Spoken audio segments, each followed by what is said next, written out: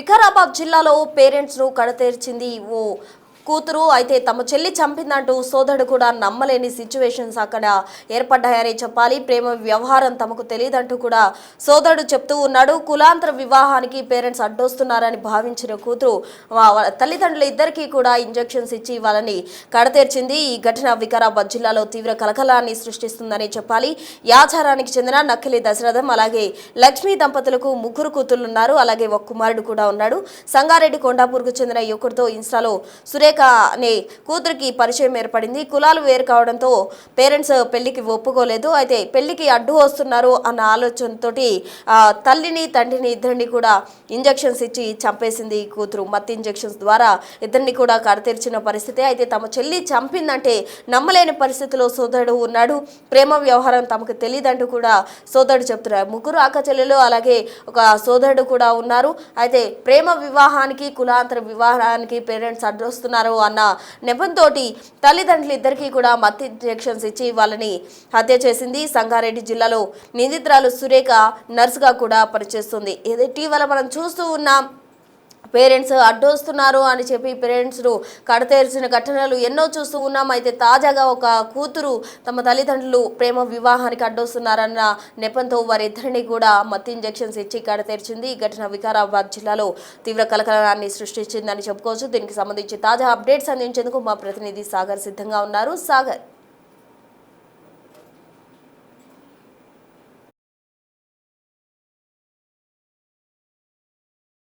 ఆడపిల్ల ఉండాలంటారు, కానీ ఈరోజు ఆ ఇంటికి ఆ ఆడపిల్లే యమపాశంగా మారింది. ప్రియుడి కోసం కన్న తల్లిదండ్రులనే అత్యంత దారుణంగా హత్య చేసినటువంటి ఉదంతం తాజాగా వెలుగులోకి వచ్చింది. వికారాబాద్ జిల్లా యాచారం గ్రామ పరిధిలో జరిగిన ఘటన ఒక్కసారిగా రాష్ట్ర వ్యాప్తంగా కలకలం రేపుతుంది. కొత్త చదువులు చదివించినటువంటి తల్లిదండ్రులకు అదే అతి తెలివితో మత్తు ఇంజెక్షన్లు ఇచ్చి మట్టుబెట్టింది. ప్రస్తుతం మనం అదే యాచారం గ్రామంలో ఉన్నాం. ఆ గ్రామంలో కూడా ఒక్కసారిగా విషాద చేయాలనుకున్నాయి. గత నెల 24వ తేదీన జనవరి 24వ తేదీన ఈ ఉదంతం జరిగినట్లు కూడా తెలుస్తుంది. ప్రస్తుతం మనం చూస్తున్నటువంటి ఇల్లు, ఇదే ఇంట్లో కన్న తల్లిదండ్రులను యాచారం గ్రామంలో దశరథ్ లక్ష్మి అనే దంపతులకు ముగ్గురు ఆడకూతుర్లు, ముగ్గురు ఆడపిల్లలు, ఒక కొడుకు. సో ఇద్దరు కూతుర్లను పెళ్లి చేసి అత్తారింటికి పంపించారు. చిన్న కూతురు గారాల పట్టి అని ఉన్నత చదువులు చదివించారు. బీఎస్సీ నర్సింగ్ చేపించారు. అనంతరం నర్సింగ్గా ఉద్యోగం కూడా చేస్తుంది. అదే నర్సింగ్ తెలివిని ఉపయోగించింది ఇన్స్టాగ్రామ్లో పరిచయమైన యువకుడి కోసం. ఇన్స్టాగ్రామ్లో పరిచయం, స్నేహం, ప్రేమగా మారింది. సో ఆ యువకుడి కోసం తల్లిదండ్రులనే నర్సింగ్ విద్య నేర్చుకున్నటువంటి ఆ కూతురు సురేఖ ఇద్దరికి ఇదే ఇంట్లో, మనం చూస్తున్నటువంటి ఇదే ఇంట్లో మత్తు ఇంజెక్షన్లు ఇచ్చి మట్టు పెట్టింది. ఎంత దారుణమైన ఘటన, ఎంత అమానవీయమైన ఘటన. కన్న తల్లిదండ్రులను ఇదే ఇంట్లో చేసినట్లుగా కూడా తెలుస్తుంది. 24వ తేదీ సాయంత్రం సంగారెడ్డిలో పనిచేస్తున్నటువంటి ఆ నర్సింగ్ హోమ్ నుంచి ఇంటికి చేరుకుంది. ప్రీ ప్లానెడ్గా మత్తు ఇంజెక్షన్లు తీసుకొని వచ్చింది. సో ఇదే ఇంట్లో మట్టు పెట్టినట్లుగా కూడా తెలుస్తుంది. సో ఈ గ్రామంలో మొత్తం విషాదశాలనుకునే ఆ కుటుంబంలో కుటుంబ సభ్యులు కూడా నమ్మలేకపోతున్నారు. అసలు ఏం జరిగిందో అర్థం కాని పరిస్థితి. ఒక డ్రామా క్రియేట్ చేసింది. హత్య చేసిన అనంతరం కూడా ఒక డ్రామా క్రియేట్ చేసింది. ఇక్కడేనా అమ్మ, ఇక్కడేనా జరిగి ఈ బెడ్ మీదనే చూడొచ్చు. హత్య చేసిన అనంతరం డ్రామా క్రియేట్ చేసింది. అమ్మా నాన్నలు స్పృహ తప్పి పడిపోయారు ఇదే బెడ్పై తల్లిదండ్రులను పడుకోబెట్టి, అమ్మా నీకు నడుముల నొప్పులు ఉన్నాయి, నాన్న నీకు కాళ్ళ నొప్పులు ఉన్నాయి, నేను తెచ్చిన ఇంజెక్షన్ ఇస్తే మీ నడుముల నొప్పులు మాయమైపోతాయి, నీకు కాళ్ళ నొప్పులు పోతాయి, మీరు ఆనందంగా సంతోషంగా ఉండాలంటూ చెప్పింది. సో ఇదే బెడ్పై ఆ తల్లిదండ్రులను పడుకోబెట్టి మత్తు ఇంజెక్షన్ ఇచ్చింది. ఇదే బెడ్పై ఇద్దరిని, అమ్మా నీ నడుముల నొప్పులు దూరం అవుతాయి, నన్ను ఎందుకంటే వ్యవసాయ కూలీలు వాళ్ళు రోజు కూలీ పనులు చేసుకుంటారు, వ్యవసాయం చేసుకుంటారు. ఆ కన్న తల్లిదండ్రులు ఆ కూతురుని చదివించారు. ఉన్నత చదువులు చదవాలి, నా కూతురు చదివితే మంచి పేరు వస్తుంది, మాకు కూడా గుర్తింపు వస్తుంది, కష్టం చేసి ఆ కూతుర్ని బీఎస్సీ నర్సింగ్ చేపిస్తే అదే నర్సుగా ఉన్నటువంటి కూతురు ఈరోజు ఆ తల్లిదండ్రుల ప్రాణాలు తీసిన ఉదంతం ఒక్కసారిగా అందరినీ కలిచివేస్తున్నటువంటి పరిస్థితి. ఈ బెడ్లపైనే పడుకోబెట్టి మత్తు ఇంజెక్షన్లు ఇచ్చింది, మట్టు పెట్టింది. సో ఈ కుటుంబ సభ్యులు ఉన్నారు, ఒకసారి మాట్లాడించే ప్రయత్నం చేద్దాం. అయితే ఇక్కడ మరో కీలకాంశం, ఇట్లాంటి వీటిని జనరల్గా ఊళ్ళలో దిగుట్లు అంటారు, ఇందులోనే ఇంజెక్షన్లను పెట్టింది. ఆ ఇంజెక్షన్ ఎంటీ సిరంజీలే ఈరోజు ఆమెని దొరకబట్టాయి. ఆ మత్తు ఇంజెక్షన్ల వల్లనే ఈరోజు దొరకబట్టింది. ఒకసారి అన్నం రమ్మన్నారు. అన్నకు ఫోన్ చేసింది, తల్లిదండ్రులు స్పృహలో లేరు అన్న, తొందరగా ఇంటికి రండి అని పిలిచింది. ఇంటికి వచ్చేసరికి ఆ తల్లిదండ్రులను విగత జీవులుగా చూసి ఆ అన్న కుప్పకూలిపోయాడు. అప్పటికీ డ్రామా క్రియేట్ చేస్తున్నటువంటి సురేఖ మాయ మాటల్ని నమ్మలేకపోయాడు, అంటే గుర్తించలేకపోయాడు. ఒకసారిగా తల్లిదండ్రులు ఇంట్లో విగత జీవులుగా కనబడంతో ఆ కొడుకు కన్నీరు మున్నీరుగా రోధిస్తూ డౌట్తో పోలీసులకు ఫిర్యాదు చేశాడు. నెక్స్ట్ డే ఈ ఉదంతం అంతా వచ్చింది అని ఒక్కసారి లోపల. సో వాళ్ళ అన్న ఉన్నాడు, సురేఖ అన్న, ముగ్గురు కూతుర్లు అయితే ఒక కొడుకు. స్థానికంగా బాటారం గ్రామంలో బట్టల షాప్ నిర్వహిస్తున్నాడు. ఒకసారి మాట్లాడదాం, కొంచెం జరగదు అని. సార్ చెప్పండి, అసలు ఆ రోజు మీకు ఫస్ట్ ఎవరు ఫోన్ చేశారు, అసలు ఏం జరిగింది? మా నాన్న ఫోన్తో కాల్ వచ్చింది, చెల్లి చేసింది. ఓకే. చెల్లి చేస్తే ఏమైందిరా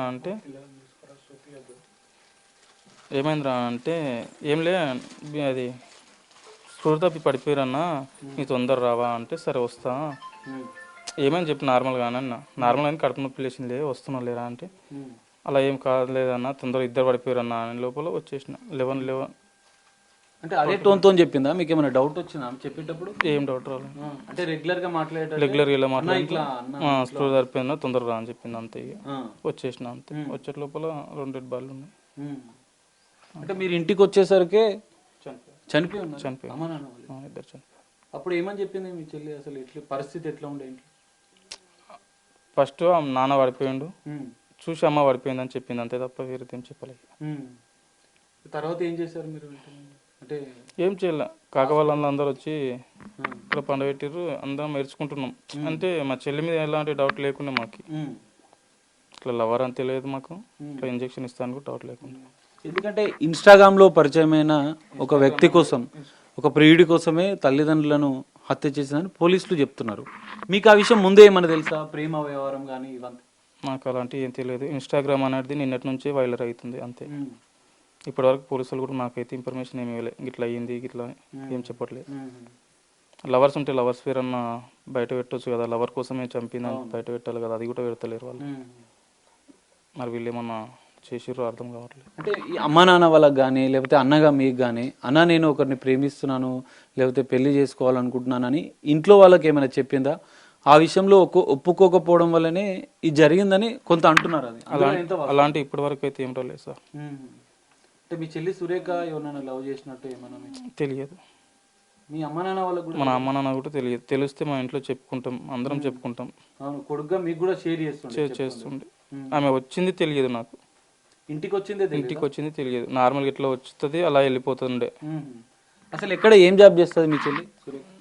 నర్సింగ్ చేస్తుంది సార్, హాస్పిటల్ అంతా నాకు ఐడియా వస్తుంది. ఇది శాస్త్ర. Okay okay. అంటే రెగ్యులర్గా వస్తుంటుందా ఇంటికి?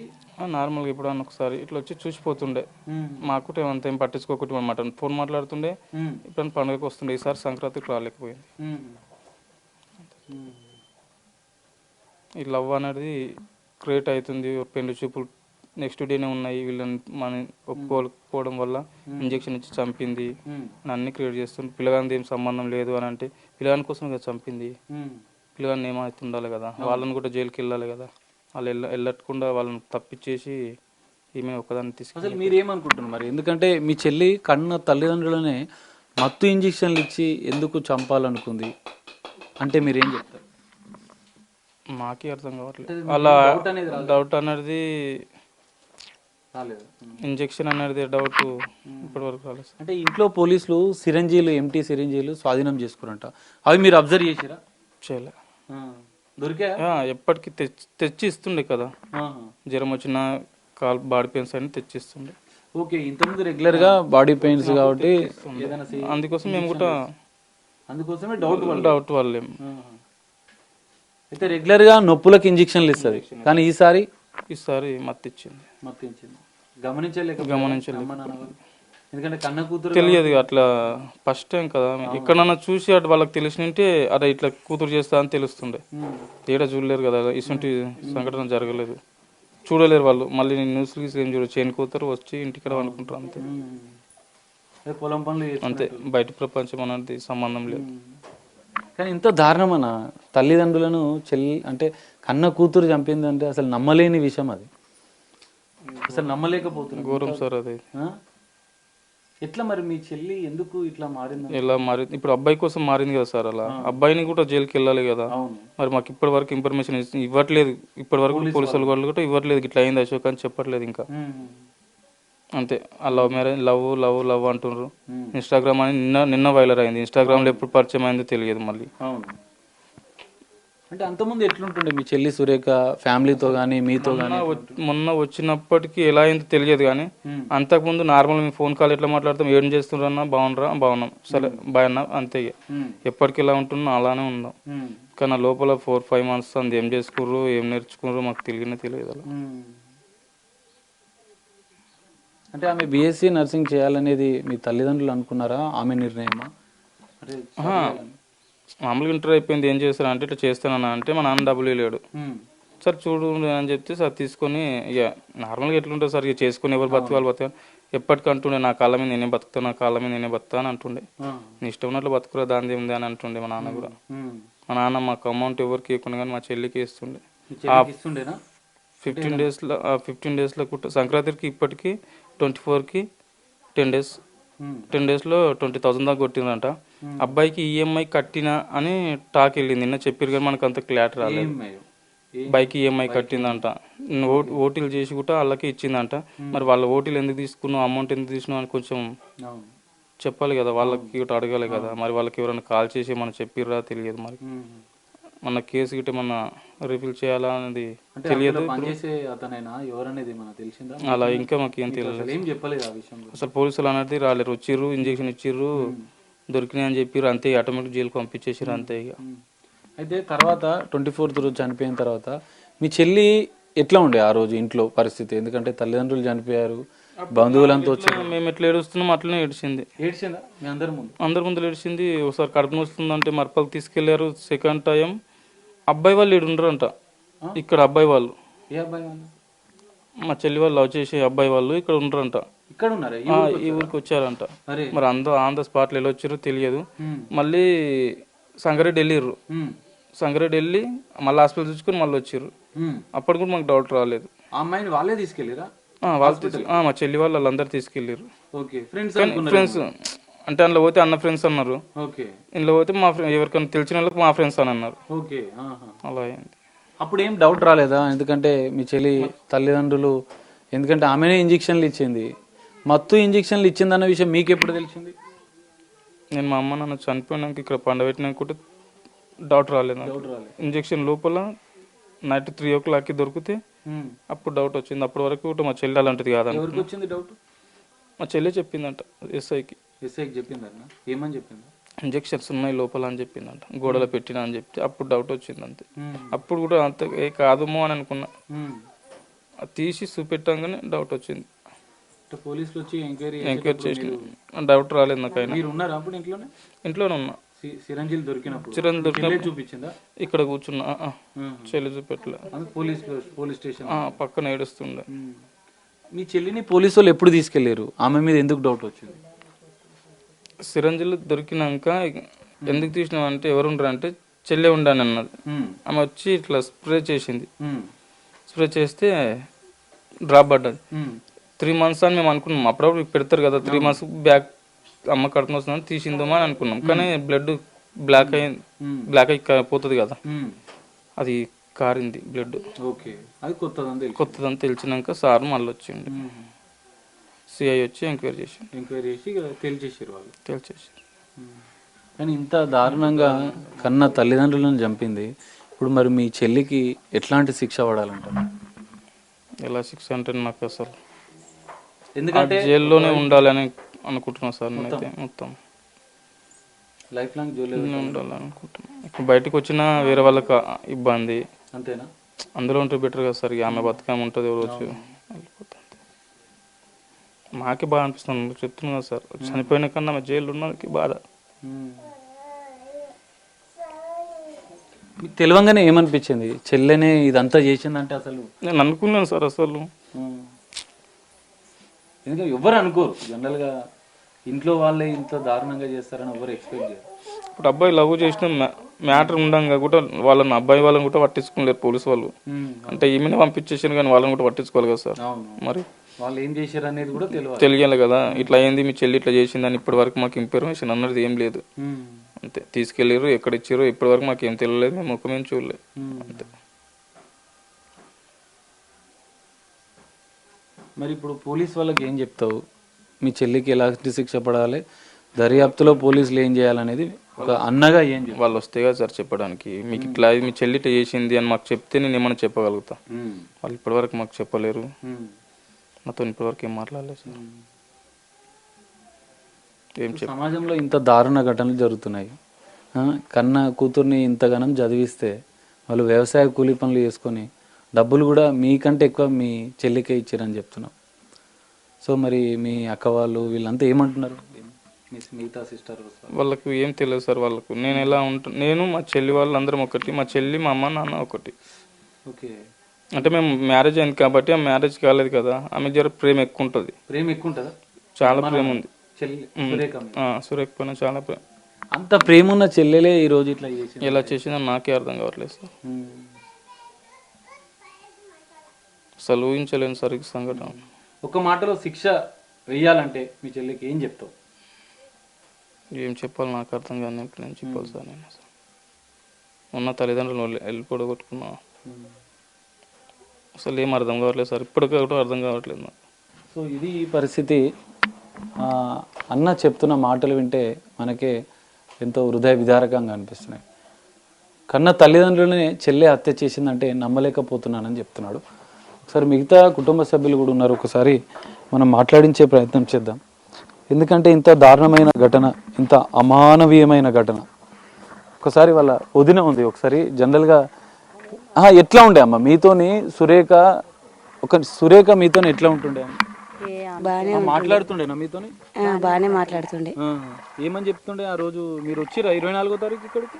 ఆ రోజు మా ఆయన ఒక్కడు వచ్చిండు, సడన్ గా ఫోన్ చేసి ఆయన ఒక్కడు వచ్చిండు. మీరు ఎప్పుడు వచ్చారు? మేము తర్వాత ఫోన్ అందరికి నేను కనుక్కుని తర్వాత ఊరు అన్న ఇట్లా దొరకరారని అంటే నాకు తోలుకొని వచ్చారు కదా నేను వచ్చిన. వచ్చిన తర్వాత సురేఖ ఎట్లుంటుండే అందరితో? ఎట్లుండే అప్పుడు? బాగానే ఉండే, చాలా ఏడిచింది, చాలా మంచిగా ఉండే. అంటే ఏమైంది అంటే ఏమవుతుందా నాకు తెలియదు, నేను వచ్చిన ఈ రోజే అన్నది. ఏమేమని చెప్పలేరా అని అడిగినాము, అంటే నాకేం చెప్పలేదు అన్నది. అన్నకి సైలెంట్, మేము ఇక బాధపడుకుంటా మేమే ఉన్నాం నైట్. అంటే అప్పుడు అందరి ముందు ఏడ్చిందా మరి అందరితో? ఎందుకంటే తల్లిదండ్రులు చనిపోతే బాధ ఉంటది. ఏడ్చింది, మంచిగా ఏడ్చింది, బాధపడ్డది. మళ్ళా తెల్లారి నాకు ఆ రోజు నైట్ కళ్ళు తిరుగుతున్నాయని చెప్పేసింది. కళ్ళు తిరుగుతున్నాయి చెప్తే ఏమన్నా అయ్యిందేమో అనుకొని మళ్ళా హాస్పిటల్ వెళ్ళాం. తొలకపోయారు ఆ పిల్లకు. కడుపు నొప్పి లేస్తుండే అప్పుడప్పుడు. కడుపు నొప్పి లేస్తుంది అని చెప్తే తొలకపోయారు. తొలకపోయి వచ్చిర్రు. వచ్చినాక మంచి ఆ టాబ్లెట్ వేసుకుంది, మంచిగా ఉండే. ఆ రోజు చెక్ చేసిర్రు మొత్తము. చెక్ చేస్తే అవి సిరంజీలు దొరికిండే సార్. ఎట్లా దొరికినాయో ఏమో. మేము సిరంజీలు దొరికినా కానీ అప్పుడప్పుడు ఇచ్చుకుంటారు కదా, పడేయలేదు మొత్తం చేనుకోతుంది కదా, వెళ్తుంది కదా, మర్చిపోయి పడేయలేదేమో అని మేము అనుకున్నాం. ఆ పిల్ల మీద డౌట్ వల్లే మేము పడలేము. కన్నా తల్లిదండ్రులు మీ ఆడబిడ్డ ఇంత దారుణంగా హత్య చేసింది, శిక్ష పడాలి? ఏం తెలియకొచ్చింది కదా సార్, అందులో ఉంచాలి. మళ్ళీ వచ్చి మాకేమన్నా చేసి ప్రాబ్లం కాదు. భయం అవుతుంది నాకు. ప్రాబ్లం కూడా భయం అవుతుందా? మరి లవ్ అంటున్నారు, ఇవంతా అంటున్నారు, ఇవన్నీ తెలుసా? తెలీదు, ఎవ్వరికి తెలీదు, ఎవ్వరికి తెలీదు. సరేంజీలు దొరికితే కానీ నమ్మలేకుంటుంది కానీ మళ్ళీ ఈడగాని చెప్పలేదు. ఇచ్చినని చెప్తే అయిపోతుండ. అన్న వాళ్ళు అడిగిర్రు, అందరు ఊరి వాళ్ళు అడిగిర్రు, తెలీదు నాకు అని చెప్పింది. అందరూ అడిగిరే అందరు అడిగారు.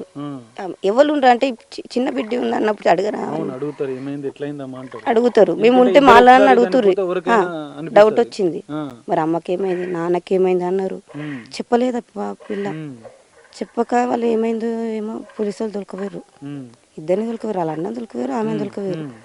అన్న అని అడిగిండంట, చెల్లి చెప్పు చెల్లి ఏమన్నా నువ్వు చెప్పు చెల్లి అన్నాడంట.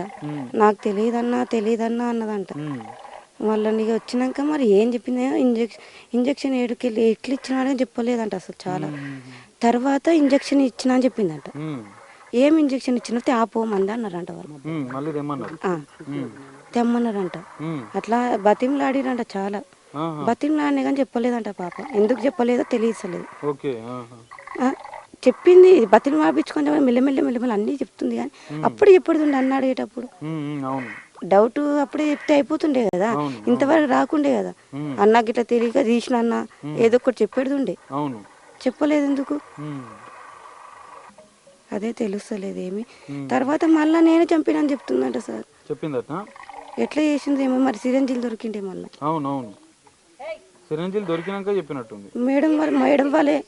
మేడం వాళ్ళు చెప్తారు కదా, మేడం వాళ్ళు వచ్చి చెప్పిర్రు. మాకు తెలీదు, మేడం వాళ్ళే కదా తీసుకో అన్ని మేడం వాళ్ళే లెంకిరు కదా, మాకైతే తెలియదు కదా.